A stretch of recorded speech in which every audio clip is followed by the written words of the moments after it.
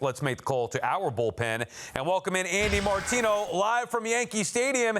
Andy, you wrote about Mark Vientos today. JJ mentioned him before. What's the latest with Vientos and the Mets?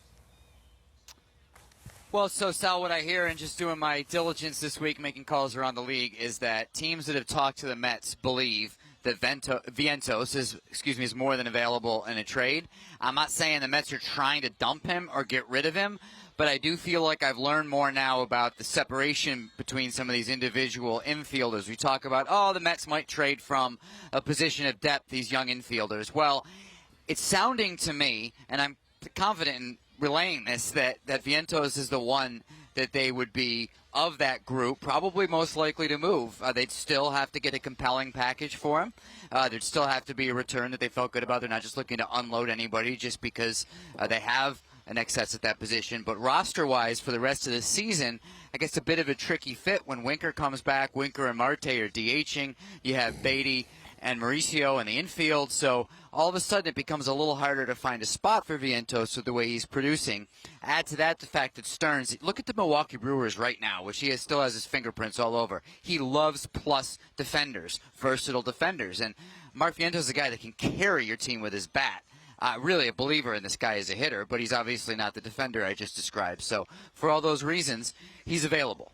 Yeah, it's wild to think about the turn on Vientos. If you were to say this a year and a half ago, we'd be like, okay, yeah, Mets organization may be down on him, doesn't have a position. Then what he does last year, it's impossible to imagine now he's going to be the most likely of that group to potentially go. Andy, how likely is it that the Mets make a big splash this week?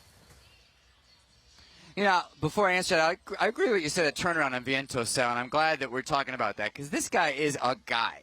And you look at Mauricio, he has the potential to be a guy like that. Beatty's proven himself to be very versatile, but Vientos already has hit 27 home runs in the big leagues in a season, already has gotten hot in the postseason. So I would move on if I was the Mets with great caution there, but that's not my decision. In terms of making a splash, maybe that's the splashiest thing you do is trade a signature player like that, if in fact they do that.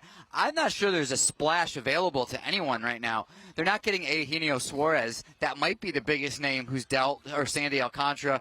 I don't see the Mets as being the team that's most aggressive on him. So what's the splash? I think you have a lot of ripples league-wide that are going to be moving. I think the Mets will get better this week.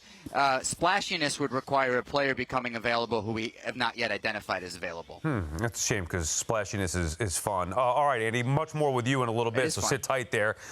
Liz, how would you feel about the Mets potentially trading Mark Vientos? I mean, I think the Mets have to trade one of those guys. The roster, you can't hold all of them with guys coming back. And I just think, the repetitions, they're not there for all the players. You have to get rid of one of them.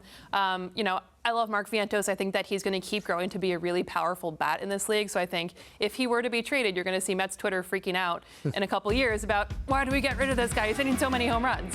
But I think that he's an interesting piece to trade also because there's a difference between the raw data, especially if you look at 2024 and all the power he's producing and everything, and the actual results.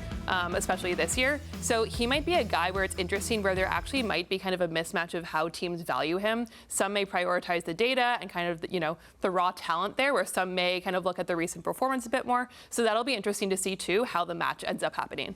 So it's funny you mentioned Met Twitter freaking out if they go and trade Mark Vientos. Well, I, for one, am going to be freaking out if they trade Mark Vientos because I like to trade guys when their value is high.